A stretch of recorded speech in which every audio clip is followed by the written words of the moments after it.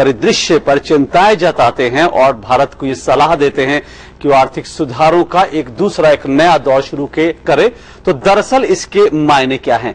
क्या अमेरिकी राष्ट्रपति ये सचमुच दिल से कह रहे हैं? इसके पीछे कुछ दूसरी कॉम्प्लिकेशंस हैं या इसके पीछे कुछ और दरअसल मुद्दे हैं? भारत में निवेश को लेकर सवाल उठते रहे हैं। पिछले 2 साल में 3 साल में जो है भारत में निवेश को लेकर कई तरह के सवाल उठे हैं। कुछ सवाल ऐसे रहे जिनका जवाब हम खुद तलाशने की कोशिश कर रहे हैं और कुछ सवाल ऐसे हैं कि जिनका जवाब तलाशने के लिए हमें थोड़ी सी राजनीतिक मशक्कत भी करनी पड़ रही है। लेकिन कुल मिलाकर देखें तो कुछ बुरी खबरें अगर निवेश को लेकर आती है तो कुछ अच्छी खबरें भी आती हैं। अगर अमेरिकी राष्ट्रपति ये बयान देते हैं तो उसके साथ साथ हमें यह भी नहीं भूलना चाहिए कि इसी महीने अंकटाड की जो यूएन की एक रिपोर्ट आई थी उसमें यह कहा गया था कि भारत निवेश के लिए जो ग्लोबल कंपनियां हैं उनकी तीसरी सबसे बड़ी पसंद है। तो दरअसल अमेरिकी राष्ट्रपति के जो बयान जो उन्होंने इंटरव्यू में जो कुछ कहा उसके मायने क्या है और भारत में निवेश का जो परिदृश्य क्या है इस वक्त, उसी को आज हम समझने की कोशिश करेंगे। 2 हमारे साथ खास मेहमान है, परिचय करा दे। हमारे साथ महेश कपूर जी हैं जो कि सलाहकार रह चुके हैं प्लानिंग कमीशन के, और हमारे साथ अंशुमन तिवारी हैं, आर्थिक पत्रकार हैं। बहुत बहुत शुक्रिया आपका, आप दोनों का यहां पर आने के लिए। लेकिन इससे पहले कि इस मुद्दे पर हम चर्चा को शुरू करें, आगे बढ़े, हमारी एक रिपोर्ट है, उस रिपोर्ट पर नजर डाल लेते हैं। भारत को आर्थिक सुधारों की सलाह देकर अमेरिकी राष्ट्रपति बराक ओबामा जाने अनजाने सरकार और विपक्ष की आलोचनाओं के निशाने पर आ गए हैं। ओबामा का भारत में निवेश के वातावरण को लेकर चिंता जताना और साथ ही आर्थिक सुधार कार्यक्रमों का नया दौर शुरू करने की बात कहना भारत में लोगों को खासा नागवार गुजरा है। कंपनी मामलों के मंत्री वीरप्पा मोइली ने ओबामा के बयान पर प्रतिक्रिया जताते हुए कहा कि कुछ अंतर्राष्ट्रीय लॉबी भारत के बारे में गलतफहमी फैला रही हैं और अमेरिकी राष्ट्रपति को भारत के बारे में सही जानकारी नहीं है। I think that temporary passing phase cannot be taken as a concrete ground to say the economy of the country is failing. That is totally wrong. It is left to him to make a comment. We are not here to interpret his statement. उधर विपक्ष ने भी इस मामले में Obama की आलोचना की है और कहा है कि अपनी चुनावी मजबूरियों के चलते ओबामा ने ये बयान दिया है। गौरतलब है कि इस साल के अंत में अमेरिका में राष्ट्रपति चुनाव होने हैं। ओबामा ने अपने इंटरव्यू में कहा था कि भारत में निवेश करना अब भी बड़ा कठिन काम है और इसे लेकर अमेरिकी कंपनियां चिंतित हैं। ओबामा ने खासकर खुदरा कारोबार में विदेशी निवेश की सीमाओं का जिक्र किया। भारत में आर्थिक सुधारों की धीमी पड़ी रफ्तार को गति देने की जरूरत है, ये बात देश के नीति निर्माता बखूबी समझते हैं और खुद प्रधानमंत्री मनमोहन सिंह से लेकर योजना आयोग के उपाध्यक्ष तक इस बारे में अपनी चिंताएं जाहिर कर चुके हैं। पर मुद्दा आर्थिक सुधारों का ही नहीं है, अहम मसला ये है कि ओबामा ने यह बयान इस वक्त क्यों और किन कारणों से दिया है। तो हमारी रिपोर्ट थी, तो कुल मिलाकर देखें तो ये बयान जो है इस वक्त जो है सुर्खियों में है। मैं सबसे पहले अंशुमन जी आपसे शुरू करता हूं। आप क्या देखते हैं अमेरिकी राष्ट्रपति के इस बयान के निहितार्थ जो हैं वो दरअसल क्या हैं?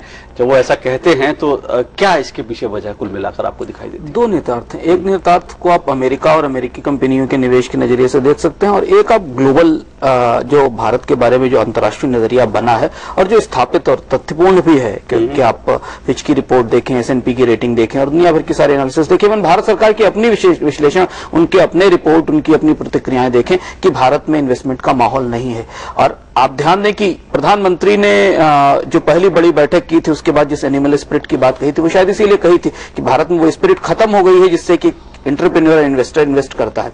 तो एक तो ओबामा ने उस बड़े परिदृश्य को या उस बड़ी पिक्चर को ट्रेड किया या पुनः रेखांकित किया लोगों के सामने कि भारत में विकास की रफ्तार सुस्त है, निवेश का माहौल नहीं है, पॉलिसी पैरालिसिस है और गवर्नेंस डेफिसिट है। ये चीजें उन्होंने नहीं कही। दूसरा जब इसको हम भीतर से पढ़ने की कोशिश करें तो आपको ध्यान होगा कि जब पिछली बार अमेरिका लगातार भारत से कह रहा है कि उसको विदेशी निवेश की सीमा बढ़ानी चाहिए, खासतौर पर रिटेल, उनका एक ऐसा एजेंडा है जो पॉलिटिकल सर्किल से पुश हुआ था। और उस दौरान वॉलमार्ट के चीफ इंडिया आए थे जब भारत में अमेरिका के राष्ट्रपति थे।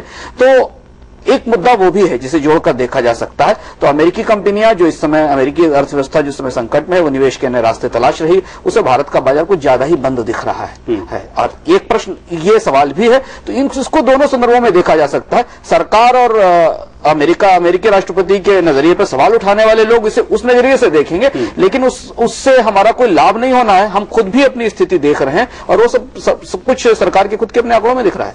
आपका उससे लाभ नहीं होना। महेश जी, अमेरिकी राष्ट्रपति के बयान को दरअसल हमें किस भावना में लेना चाहिए? अगर मैं भावना की बात, किस स्पिरिट में हमको लेना चाहिए? क्योंकि अगर वो ऐसा कह रहे हैं, S&P की रेटिंग का जिक्र किया अंशुमान जी ने, बाकी दुनिया में अगर इस तरह का भारत में निवेश के माहौल को लेकर चिंता है, अगर अमेरिकी राष्ट्रपति ने भी कहा तो फिर हम इस तरह से क्यों रिएक्ट कर रहे हैं जिस तरह से वीरप्पा मोइली साहब ने बयान दिया? बीजेपी, लेफ्ट सभी जो है उनकी मुखालफत कर रहे हैं। मेरे ख्याल कुछ ज्यादा हम इसको ज्यादा ही क्या कहूं ओवर रिएक्ट कर रहे हैं इसके ऊपर, आलोचना के मामले। जी, क्योंकि ओबामा ने जो कहा है बहुत हद तक सही भी है और हमारे ऑपोजिशन के लोग भी अक्सर कहते रहते हैं। सरकार के भी लोग, कई लोगों ने, बहुत लोगों ने कहा अगर आज ओबामा ने कह दिया तो ऐसी परेशानी होनी नहीं चाहिए।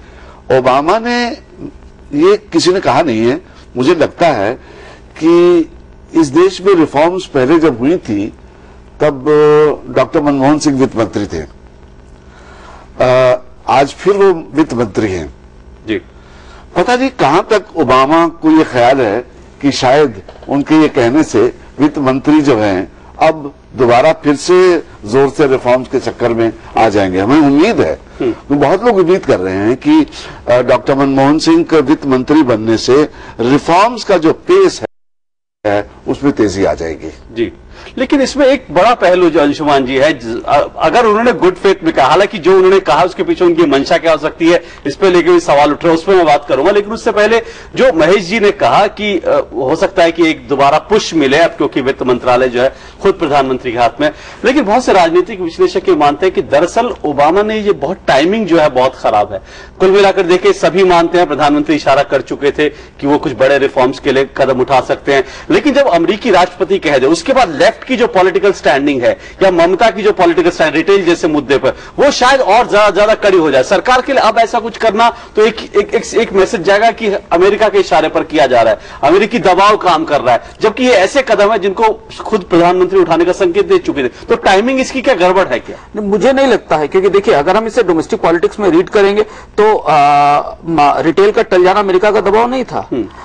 फॉरेन कंट्री जो विदेशी आधा व्यापार का कानून पिछली कैबिनेट की बैठक से टल गया, उसमें कोई अमेरिकी दबाव नहीं था। पिछले 4 साल या 5 साल में देश में कोई बड़ा नीतिगत फैसला नहीं हुआ है, उसमें किसी भी देश का दबाव नहीं है। आज अभी से 5 दिन पहले सिंगापुर के राष्ट्रपति भारत में थे, वो भी भारत को एक कॉम्प्लेक्स इन्वेस्टमेंट इन्वायरमेंट देश का दर्जा दिया गया, बल्कि उन्होंने कहा कि इंडिया एक रिस्की इन्वेस्टमेंट कंट्री हो रहा है। तो ये कहना कि अमेरिका कहेगा उसके बाद रिफॉर्म की प्रक्रिया रुक जाएगी, रिफॉर्म की प्रक्रिया रुकी हुई है, बात प्रधानमंत्री खुद मान। नहीं, मैं ये कह रहा हूं कि अब अगर प्रधानमंत्री रिफॉर्म्स की प्रक्रिया जो शुरू करने की कोशिश करें, अगर मान लीजिए रिटेल सेक्टर, जिस तरह की रिपोर्ट्स आ रही हैं कि राष्ट्रपति चुनाव के बाद जो है रिटेल सेक्टर एक ऐसी चीज हो सकता है जिसमें सरकार जो है एक बार फिर से उस पर कंसेंसस बनाने की कोशिश की, और अगर प्रधानमंत्री अब करते हैं तो ओबामा के बयान के बाद हो सकता है विपक्ष ये आरोप लगाए कि प्रधानमंत्री दरअसल जो है ओबामा के कहने के बाद और जो उनके दबाव में कर रहा है, जबकि दरअसल सरकार का एजेंडा खुद का है। ये मैं कह रहा हूं मिसरीड इसको किया जा सकता है। मुझे लगता है कि विपक्ष अगर ये कहेगा भी तो इसका कोई मतलब नहीं है, क्योंकि वो सिर्फ विरोध के लिए विरोध होगा। लेकिन अब विपक्ष भी बात समझ रहा है। अगर आप पिछले 5 महीने या 4 महीने के घटनाक्रम को देखें तो शायद ये सरकार आर्थिक सुधार न करने के कारण विपक्ष के निशाने पर है, शायद ग्रोथ न हो पाने के कारण विपक्ष के निशाने पर है, शायद बेकारी और महंगाई न रुक पाने के कारण विपक्ष के निशाने पर है। तो अब तो एजेंडा यह है कि आप सुधार क्यों नहीं करते हैं। तो अगर इस समय विपक्ष कहेगा तो विपक्ष एक्सपोज होगा इस पूरे मुद्दे पर कि वो ऐसा क्यों कर रहा है। लेकिन सरकार भी अपनी तरफ से कुछ पहल करती दिखाई दे, सरकार के अंदर वो पहल दिखाई दे जो कि आ रही है। ये सारी प्रतिक्रियाएं एक चेन रिएक्शन है, और ये हमें ध्यान रखना पड़ेगा कि हम एक ग्लोबली इंटीग्रेटेड इकोनॉमी है, हम कहीं आइसोलेशन में नहीं बैठे हुए हैं। जब भी अंतर्राष्ट्रीय रेटिंग एजेंसियां किसी देश की रेटिंग को लगातार घटाती हैं तो उसके नतीजे निवेश और निवेश से पॉलिटिकल रिएक्शंस में जाना शुरू होते हैं। तो हम अब उस स्थिति में पहुंच गए हैं जहां हमारी इकोनॉमिक रेटिंग और पॉलिटिकल रेटिंग दोनों ग्रेड डाउनग्रेड हो रही है। तो उस प्रक्रिया की तरफ हम बढ़ रहे हैं। बेहतर यह है कि हम ओबामा को टारगेट करने के बजाय उन चीजों को टारगेट करें जहां हम वीक हैं, बिल्कुल। पर महेश जी, इंफ्रास्ट्रक्चर में निवेश अमेरिका आपका प्रिय विषय है, मैं उस पर आऊंगा क्योंकि उसको लेकर भी आज रिपोर्ट्स आई है कि हम शायद 11वीं पंचवर्षीय योजना में इंफ्रास्ट्रक्चर में जो इन्वेस्टमेंट होना चाहिए उससे 20% पीछे। लेकिन उससे पहले आपसे जो टाइमिंग की बात जो मैंने अंशुमन जी के साथ उठा, उसी पर एक बार फिर लौटता हूं।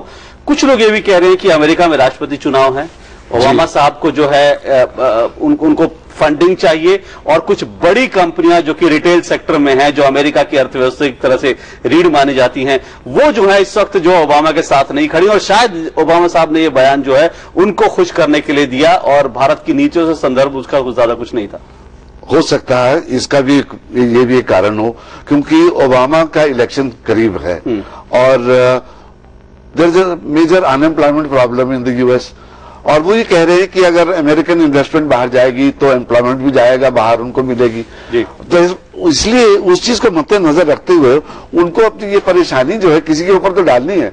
तो कह रहे हैं हम बाहर नहीं जा सकते हैं, we are not able to invest outside India is a major place where investment can take place. वहां पर हमें बहुत रुकावट मिल रही है, इसलिए हम अपने देश में नहीं कुछ कर पा रहे हैं। और मैं कोशिश कर रहा हूं कि हिंदुस्तान की तरफ, इंडिया की तरफ और बढ़ाऊं ताकि हमारी ये सिचुएशन इंप्रूव हो जाए और अनएम्प्लॉयमेंट जो है हमारे देश में कम हो जाए। तो चुनावी मसला भी हो सकता है? बिल्कुल बिल्कुल जरूर मसला, चुनावी मसला है ये। कोई आपका जो ये टाइमिंग का ख्याल है, ये टाइमिंग बहुत इंपॉर्टेंट है। जी, टाइमिंग बहुत इंपॉर्टेंट। अगर मसला सिर्फ शायद चुनाव का नहीं होता, अगर उनकी मंशा यही होती है ओबामा साहब की भारत में निवेश फ्रेंडली माहौल बने, तो ओबामा साहब और प्रधानमंत्री डॉक्टर मनमोहन सिंह दो अच्छे बहुत दोस्त हैं। कोई व्यक्तिगत रूप से उनको फोन करके कह सकते थे बाकी जी, लेकिन इंटरव्यू में कहना वो शायद उनकी टाइमिंग को लेकर मंशा पे सवाल उठा देता है। निश्चित तौर पर देखिए, उनको अपने डोमेस्टिक ऑडियंस को भी एड्रेस करना है और अमेरिका में ओबामा का पूरा कैंपेन, पिछला कैंपेन भी आउटसोर्सिंग को लेकर काफी अटैकिंग रहा, बहुत आउटसोर्सिंग के अगेंस्ट था। और अमेरिका में एक सेंटीमेंट, और आज जब अमेरिकन इकोनॉमी अपने बॉटम पर है, क्राइसिस कई तरीके से आ रही है, तो जो भी प्रस्ताव लेकर ओबामा आएंगे आगे या उनके प्रतिस्पर्धी आएंगे, उसमें ये सारी झलक होगी। और ये हमें ध्यान रखना पड़ेगा कि देखिए, सारे के सारे जो कोनोटेशंस हैं, सारे के सारे जो बयान, उनके पीछे कहीं ना कहीं एक राजनीति जरूर है, पर वो राजनीति कुछ तथ्यों से डिराइव होकर आ रही है, वो सिर्फ आउट ऑफ द ब्लू नहीं आ रही है। आज ओबामा को चांस हमने दिया है कहने का, क्योंकि हमारी इकोनॉमी स्लो डाउन में है और हम ग्लोबली इंटीग्रेटेड हैं। तो हमें समझना पड़ेगा कि अगर वो अपनी डोमेस्टिक पॉलिटिकल ऑडियंस को भी एड्रेस कर रहे हैं, तो उस एड्रेस करने का कुछ मतलब हमारे यहां भी है। जी बिल्कुल, कुछ कारण जरूर है। इसीलिए भारत में जो इस वक्त जो निवेश का परिदृश्य है, उसको जो है कुल मिलाकर समझना बहुत जरूरी। लेकिन उससे पहले जब बात चली यहाँ पर नीतियों की बात चली, तो चलते थे मैं एक रिपोर्ट भी बता दूं ब्रेक लेने से पहले, वो ये कि ये भी कहा गया है कि ओबामा साहब की जो नीतियां हैं, जो खास करके उनकी जो वीजा की नीतियां थी, जो कि L1B और H1B कैटेगरी की थी, उनकी ओबामा की नीतियों के कारण भारत को भी दरअसल जो है बहुत बड़ा नुकसान उठाना पड़ा। भारत के जो प्रोफेशनल्स हैं, उनको जो वीजा अमेरिका के लिए मिलता था, उसमें सबसे ज्यादा गिरावट आई है अन्य देशों की तुलना में ओबामा के सत्ता में आने के बाद। तो कहीं ना कहीं अगर भारत की नीतियों से लेकर ओबामा परेशान है, तो भारत को भी ओबामा से बहुत सारी शिकायतें हैं। लेकिन इस वक्त हम उन शिकायतों पर बात नहीं, फोकस हमारा भारत में निवेश के परिदृश्य पर है। उस पर लौटेंगे इस छोटे से ब्रेक के बाद।